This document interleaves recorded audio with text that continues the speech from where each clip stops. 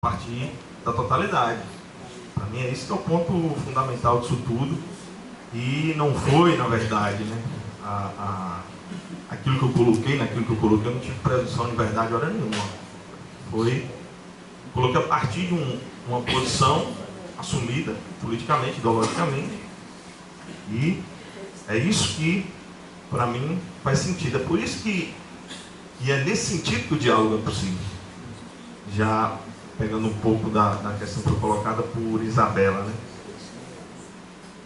Que ela colocou a questão da delimitação clara do método, sim, continuo com essa posição. Agora, o que eu coloquei na minha fala não foi a questão da impossibilidade do diálogo. O que eu coloquei foi a impossibilidade de conciliação. A conciliação, para mim, é que não é possível. E aí não é mesmo. Tem um risco. Você vai conciliar com... Quando eu lembro quando vinha o processo, por exemplo, de antessala, digamos assim, do impeachment da Dilma, né? E eu estava acompanhando isso, lendo algumas coisas. Eu li até um texto do Mauriás, ele colocando, né? Ele não acreditava que a Dilma fosse cair e tal, dadas algumas questões justamente esse processo conciliatório como um todo, né? Que ela assumiu. E aí que o Partido dos Trabalhadores assumiu. E aí eu até falei, eu também tive essa percepção, tive esse entendimento. Equivocado. A gente erra. Tem problema com isso. Até porque captar a realidade do seu processo de movimento de contradição é difícil. E aí ela cai. Aí eu até coloquei uma frasezinha no Facebook. Na época eu coloquei o seguinte: não adianta a classe trabalhadora querer sentar com a burguesia para jantar, porque ela sempre vai virar comida. Então, para mim, eu acho que esse é o sentido da impossibilidade da conciliação. Aí o resultado. E, para mim, o diálogo sempre será possível. Porque são conflitos, no sentido da contradição mais ampla, são conflitos dentro do espectro da própria luta de classe. Então, para mim, tem mais ou menos esse sentido. E até porque, a gente, se a gente for pensar, né, como as questões são, do ponto de vista do método, da própria forma como o pensamento, no campo metodológico, ele vai caminhando, vai fazendo seu percurso histórico, né, as coisas são atravessadas por uma série de possibilidades dentro desse percurso. Né. No texto do próprio professor Ariovaldo, ele vai sinalizar que dentro do próprio marxismo você teve atravessado influências, por exemplo, do historicismo, do positivismo, do estruturalismo, a figura do Althusser. Isso é um processo tenso, contraditório, daí a expressão disso. O processo, naquele sentido que eu falei lá atrás, da luta de classe que nunca dorme. Então, para a gente ver como esse espectro ele é amplo e é complexo. Contraditório também. Então foi mais ou menos nesse sentido. O diálogo, sim. Conciliação continua com a mesma posição inicial. Não. Tem e não é também o sentido, por exemplo, de ter a edição do Capital, por exemplo, da civilização brasileira, tem o texto da orelha do Carlos Nelson Coutinho, né? E aí no final ele coloca assim: a ortodoxia só do ponto de vista do método. Não, o que ele está dizendo é da questão política do método. Disso não se deve abrir mão. É esse o sentido que o Carlos Nelson Coutinho quis dizer, que para mim também está correto dentro desse aspecto. Até porque as leituras, né, muita coisa que o Marx escreveu lá atrás continua absolutamente atual, mas não significa, a gente não tem a ideia de que você vai achar todas as respostas de tudo consultando, mas não é isso. O método, mais uma vez, né? E aí acho que, né, dentro do que a colega Silvana, né, colocou, né, a questão do sujeito, isso é importante, isso é fundamental. Talvez essa questão dimensão macro e a dimensão micro, para mim é possível. O micro ao macro. Agora a gente tem que estar atento, mais uma vez, ao sentido de que, ao sentido da totalidade. E são as mediações entre esse micro e esse macro. Então, quando a ideia ou a noção de totalidade não é tudo, são mediações. Essa que é uma outra questão central, né? Que se cita também a questão de gênero e tudo mais. Isso aí, para mim, tem que compor o debate também, é óbvio, mas isso não pode estar deslocado, é o que eu sempre falo, isso não pode estar... Não só a questão do gênero, outras tantas questões, de racismo, da homofobia, de tudo isso. Isso não pode estar desconectado das questões relativas à divisão social do trabalho. Né? Como é que isso se expressa no âmbito da divisão social do trabalho, no âmbito da estruturação das classes sociais. Essa que é a questão possível. Porque se tomado isoladamente, acaba caindo naquilo que o Mesaros fala, né? Esses movimentos de causa única vão se tornando inócuos. Não tem possibilidade de se colocar diante do conjunto de contradições que está imposto. Então são essas as questões, né, que foram colocadas. A fala da Joselita, né, foi fantástica, né? Não há nem o que falar, né?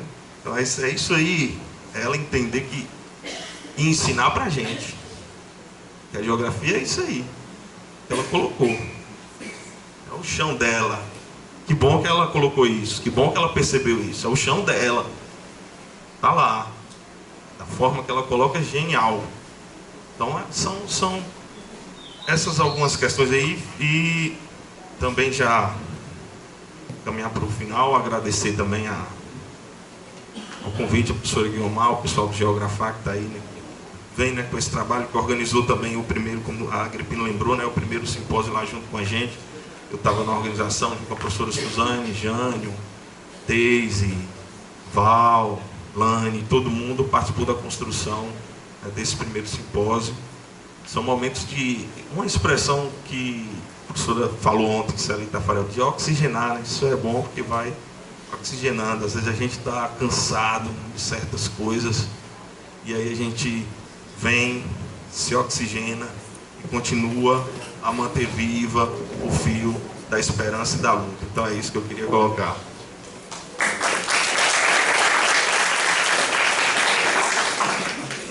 Pessoal, eu tenho uma coisa que eu falei que eu preciso fazer um parênteses, né? Quando eu disse que talvez a geografia agrária tem uma tendência mais marcante, marxista, né? Eu acho que eu equivoco numa parte. E vou falar por que alguns colegas questionou, é interessante. Eu acho que nós temos uma geografia agrária, uma geografia brasileira, com falácias marxistas, né? Por quê?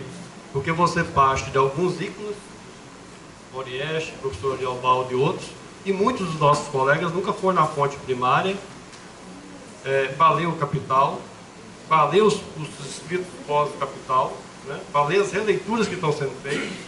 Então aí eu retiro o que eu falei, né? Dizendo o seguinte: existe uma geografia brasileira, como o professor Orieste colocou e eu trouxe aqui, e com muita tranquilidade eu estou tentando entender essa interface, né, desse pensamento chamado pensamento de fronteira, e estou me colocando a reler muitas das coisas, inclusive alguns livros do Capital que eu tive o prazer de ler, tendo a possibilidade, e os colegas não entendiam, porque eu era PIBIC de Geomorfologia e participava do núcleo de estudo Capital. E alguns colegas na graduação lá atrás, em 99, não entendiam porque o Valnei fazia isso, né? Ou seja, parece que você está fardado a ter um consenso, um dissenso e seguir no itinerário só sem conhecer o que existe na ciência, até mesmo para você poder criticar. Então isso é um desafio muito grande para nós hoje da geografia, né? Então assim, e confesso, nessa perspectiva que nós estamos trabalhando, eu venho tentando, né, fazer leituras, e ao mesmo tempo não assumir que eu sou um método ou outro. Eu acho que esse não é o papel do pesquisador. Quem vai dizer que você assume um método ou outro é a leitura que faz do seu trabalho, é a leitura que faz da nossa triangulação que eu coloquei ali. Entre o real, o dito e o escrito e o debatido, é o que vai surgir no itinerário. Então, algumas pessoas já têm praxis consolidadas, outras estão consolidando as suas praxis, né? E nesses itinerários nossos de vida acadêmica é que vai surgir as leituras, as críticas escritas, pronunciadas, e da vida, da atuação, né? E isso é importante, e isso que de fato talvez vai levar a essa transformação do sujeito, do objeto, pesquisador e etc. Tá? Então isso é muito interessante. Quando a colega Silvana faz uma provocação muito interessante, estamos diante de uma mesa pós, né? Eu gostaria, pelo menos eu estou na interface, estou tentando dar o pensamento de fronteira. Estou relendo, estou lendo os livros do Cássio Issa, que a meu ver é um teórico da geografia pouco lido, mas que está buscando entender essa produção da geografia, e não tem, assim, agora essa perspectiva de fazer um trabalho, enfrentar ele e ter sobretudo um compromisso de buscar uma empiria, um compromisso de não deixar a dona Joselita e outros Joselitos, né? E outros Joões, tem um compromisso de... A ciência nossa, me parece, que carece um outro compromisso, né? Uma outra relação e uma leitura de superestrutura, infraestrutura, as forças produtivas e tudo isso aí que nós conhecemos. Então isso é muito importante avançarmos. Eu confesso que nessas leituras todas, eu estou muito debruçando agora recentemente a ler e reler os autores que estão discutindo esse pensamento de fronteira, não na perspectiva de destruir, mas assim, não de esquecer que existe uma sociedade moderna, né, Suzane? Mas ao mesmo tempo de entender, talvez, e esse pensamento, ele não é um pensamento fundamentalista, antimoderno, pelo contrário, é buscar talvez entender, né, uma outra semântica, talvez buscar uma semântica teórica e metodológica, para nós repensarmos, inclusive, o que é essa sociedade moderna, o que foi a produção do pensamento da sociedade moderna. E, como eu estou dizendo, existe muito aversão à pós-modernidade, me parece também, sem conhecer a leitura da pós-modernidade, porque eu tenho uma geografia muito feita do itinerário só. Mas assim, não estou criticando que não tenha leitura. A transcendência do fenômeno, você buscar avaliar esse fenômeno dentro de uma transcendência filosófica, ela é possível. Agora, precisa pensar também, como o colega coloca, ela está a serviço de quem? A quem? Né? Ou como que nós vamos pensar basicamente, como eu coloquei inicialmente aqui, é uma sociedade moderna que quando coloca o discurso, parece que não está dando conta de pensar e buscar alternativa de alternativas da nossa praxis transformadora. E aí, confesso que é preciso talvez repensar um pouco como que o próprio materialismo histórico dialético, ou que seja os demais métodos, como nós vamos pensar uma relação tempo e espaço, mas uma relação ontem, hoje e amanhã. Isso seria um grande desafio. Ou seja, o amanhã que não se aconteceu ainda, não é utopia, né? Mas talvez se parte de materialidades muito bem definidas do hoje. Então, isso tudo nos coloca, eu sei que eu não vou conseguir responder todos os colegas aqui, mas me coloca numa situação de pensar, repensar, ler, desprovir de algumas leituras, ir a campo, fazer estágios de vivência, como eu estou fazendo no oeste da Bahia, né? Para entender, buscar entender, voltar, ler novamente, e às vezes no diálogos só, né? E às vezes eu sinto dificuldade de encontrar colegas para enfrentar níveis novos da geografia que está saindo. Nós precisamos ler as novas publicações, precisamos ler os clássicos, reler, né? Então assim, como a produção, como eu disse, a geografia, ela pulverizou também, ela é uma geografia que tem uma produção imensa hoje. Há uma dificuldade também de nós acompanharmos, situarmos e ao mesmo tempo avançar na produção do pensamento. Mas eu acho que essa dificuldade, não existe dificuldade, existe também muita inquietação, e essa inquietação ela não pode estar apenas no âmbito da produção do conhecimento. É preciso sim, a meu ver, valorizar as manifestações dos sujeitos, que muitas das vezes está sujeitado a esse rolo compressor que nós entendemos.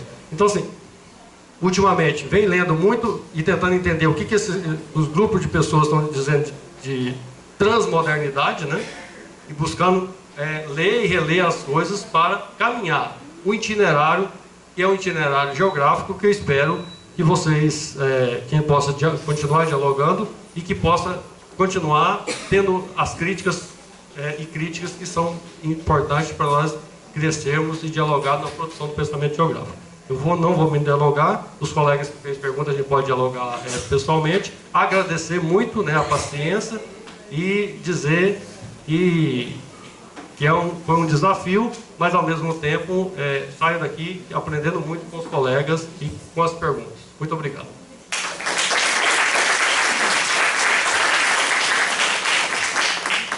Agradecer aos colegas pela explanação, aos resistentes até agora para estarem aqui ouvindo. Eu queria quebrar o protocolo aqui e fazer um agradecimento especial ao professor Ariovaldo por estar aqui, por resistir, estar aqui participando. Para a gente da Geografia Agrária, especialmente para a gente da Geografia Agrária Crítica, ele é uma referência, né? Nós todos temos ele como uma grande referência epistemológica. Então, é um prazer, professor, ter o senhor aqui conosco, né?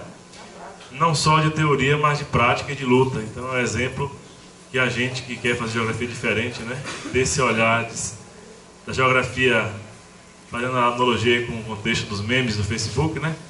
Os geógrafos raízes e os Nutellas. Então, o senhor, para a gente, é um geógrafo raiz e é da raiz que vai ao chão mesmo. Então, obrigado por estar aqui, por ser sempre essa referência. A gente fica muito feliz pelo conosco. Até mais. Fazer uma propaganda. Até uma mão de prosa, professor. Não, é que ontem eu esqueci de avisar. Felizmente, o ano passado, eu fiquei doente, tal, no meio do ano, e saí dos compromissos, né? Porque tive que me curar. E aproveitei e recuperei a minha tese de doutorado e minha tese de livre docência, e ela está disponível no site do Laboratório de Agrária lá da USP, só baixar e pronto, né? Então tem 3 livros lá.